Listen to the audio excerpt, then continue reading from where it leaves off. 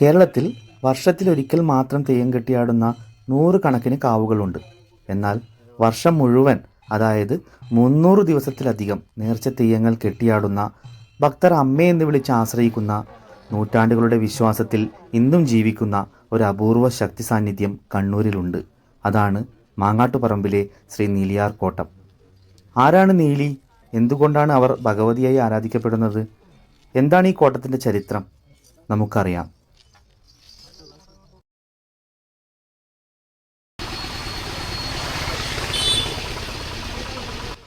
കണ്ണൂർ ജില്ലയിലെ ധർമ്മശാലയിൽ നിന്ന് ഏതാനും മിനിറ്റുകൾ മാത്രം യാത്ര ചെയ്താൽ പച്ചപ്പ് നിറഞ്ഞ വനത്തിനുള്ളിലേക്ക് നമ്മെ സ്വാഗതം ചെയ്യുന്ന ഒരു പുണ്യസ്ഥലമുണ്ട്. നഗരത്തിൻ്റെ തിരക്കിൽ നിന്ന് മാറി പക്ഷികളുടെ ശബ്ദവും കാറ്റിൻ്റെ സംഗീതവും പ്രകൃതിയുടെ ശാന്തതയും നിറഞ്ഞ ഈ സ്ഥലം ഒരു കാവ് മാത്രമല്ല, തലമുറകളായി മലബാറിൻ്റെ വിശ്വാസത്തിൻ്റെ ഭാഗമാണ്.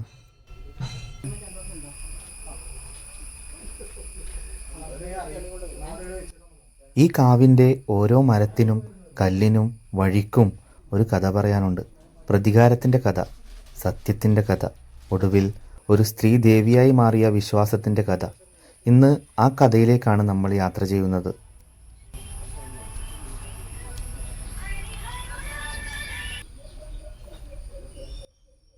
ആരാണ് നീലി?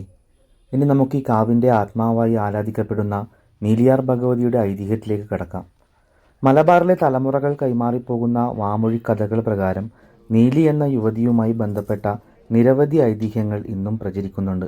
ആ കഥകളിൽ ഒരു പൊതുവായ സന്ദേശവുമുണ്ട്. അനീതിക്കിരയായ ഒരു സ്ത്രീ പിന്നീട് ദൈവശക്തിയുടെ പ്രതീകമായി ആരാധിക്കപ്പെട്ടു.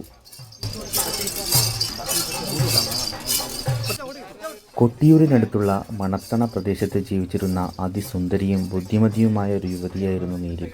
അവൾ താഴ്ന്ന ജാതിയിൽ ജനിച്ചവളായിരുന്നെങ്കിലും അറിവിൽ മുന്നിലായിരുന്നു.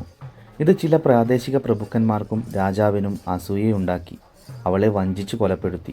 മരണശേഷം നീലി ഉഗ്രശക്തിയായി മാറി. അവളെ ഭയന്ന് പലരും രക്ഷപ്പെടാൻ ശ്രമിച്ചു. പിന്നീട് ഒരു നമ്പൂതിരി അവളെ സ്വന്തം അമ്മയായി കണ്ട് ആരാധിച്ചു. അമ്മയെ എന്ന് വിളിക്കുകയും ചെയ്തു. ആ സ്നേഹവും ബഹുമാനവും ലഭിച്ചതോടെ നീലിയുടെ ഉഗ്രരൂപം ശാന്തമായി. അങ്ങനെ അവൾ ഭഗവതി സങ്കല്പത്തിലേക്ക് ഉയർന്നു എന്നാണ് വിശ്വാസം.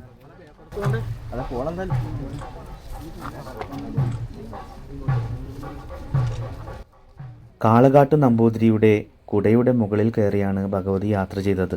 പുലിയും പശുവും ഒരുമിച്ച് ജീവിക്കുന്ന സ്ഥലം കണ്ടാൽ അവിടെ എന്നെ പ്രതിഷ്ഠിക്കണം എന്ന് ഭഗവതി പറഞ്ഞു. മാങ്ങാട്ടുപറമ്പിൽ അത്തരമൊരു ദൃശ്യം കണ്ടതോടെ അവിടെ ഭഗവതിയെ പ്രതിഷ്ഠിച്ചു. അതാണ് ഇന്നത്തെ നീലിയാർ കോട്ടം എന്നാണ് വിശ്വാസം.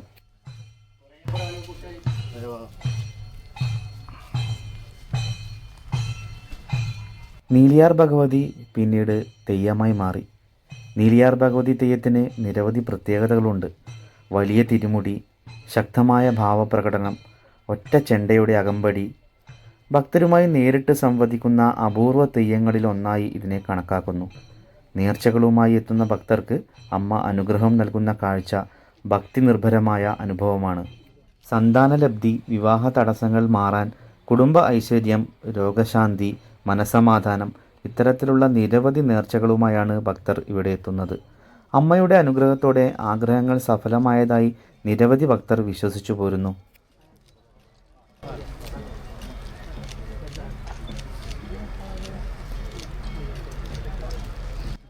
ഈ കാവിൻ്റെ ഏറ്റവും വലിയ പ്രത്യേകത, പല തെയ്യങ്ങളും വർഷത്തിലൊരിക്കൽ മാത്രമാണെങ്കിൽ നീലിയാർ ഭഗവതിക്ക് നേർച്ചയനുസരിച്ച് വർഷത്തിലെ പല ദിവസങ്ങളിലും തെയ്യം കെട്ടിയാടാറുണ്ട്. അതായത് വർഷത്തിൽ ഏകദേശം 300 ദിവസത്തിൽ കൂടുതൽ ഇവിടെ തെയ്യം കെട്ടിയാടുന്നു. പ്രധാന ഉത്സവ ദിവസങ്ങളിൽ ഭക്തരുടെ വലിയ തിരക്കാണ് അനുഭവപ്പെടുന്നത്.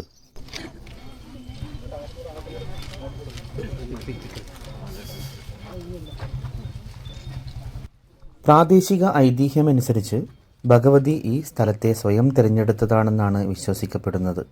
പച്ചപ്പ് നിറഞ്ഞ വനവും ശാന്തമായ അന്തരീക്ഷവും ദൈവിക ശക്തിയുടെ സാന്നിധ്യവും അനുഭവപ്പെടുന്ന ഈ മണ്ണ് എല്ലാം ചേർന്നതാണ് ഇന്നത്തെ നീലിയാർ കോട്ടം. ഇന്നും ഈ കാവിനുള്ളിലേക്ക് കടക്കുന്നവർ ആദ്യം അനുഭവിക്കുന്നത് ഒരു പ്രത്യേക നിശബ്ദതയാണ്, ഭക്തിയുടെ നിശബ്ദത. ചില ഐതിഹ്യങ്ങളിൽ പറയുന്നത് നീലി ധൈര്യവും ആത്മാഭിമാനവും നിറഞ്ഞ ഒരു യുവതിയായിരുന്നു എന്നും എന്നാൽ ജീവിതത്തിൽ അവൾക്ക് നേരിടേണ്ടി വന്നത് വഞ്ചനയും അനീതിയുമായിരുന്നു എന്നും ആണ്. അവളുടെ മരണത്തെക്കുറിച്ചും വ്യത്യസ്ത കഥാപതിപ്പുകൾ നിലവിലുണ്ട്. എന്നാൽ എല്ലാം ഒടുവിൽ ഒരേ വിശ്വാസത്തിലേക്കാണ് എത്തുന്നത്.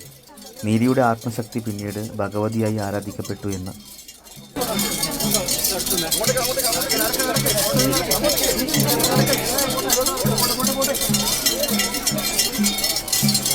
കാലം കടന്നുപോയപ്പോൾ ഭയം സൃഷ്ടിച്ച ശക്തിയായി അല്ല, ഭക്തരെ കാത്തുസൂക്ഷിക്കുന്ന അമ്മയായാണ് നീലിയാർ ഭഗവതിയെ ജനങ്ങൾ കണ്ടത്.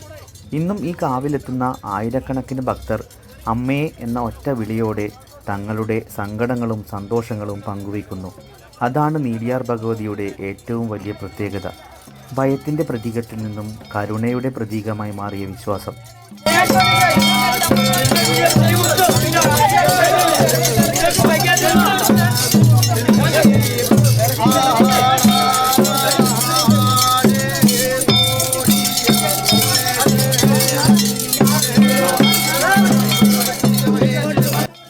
അടുത്തതായി നീലിയാർ കോട്ടത്തിന് ആ പേര് എങ്ങനെ ലഭിച്ചു എന്ന് നമുക്ക് നോക്കാം.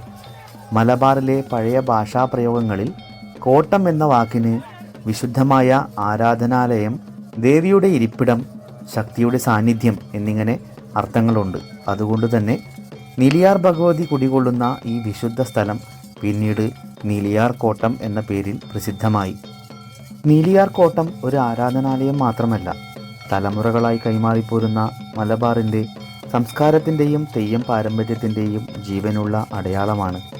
ഇവിടെ എത്തുന്ന ഓരോ ഭക്തനും വിശ്വസിക്കുന്നത് ഒറ്റ കാര്യം മാത്രമാണ്: ആത്മാർത്ഥമായി പ്രാർത്ഥിച്ചാൽ നീലിയാർ ഭഗവതി അമ്മ കൈവിടില്ല എന്ന്.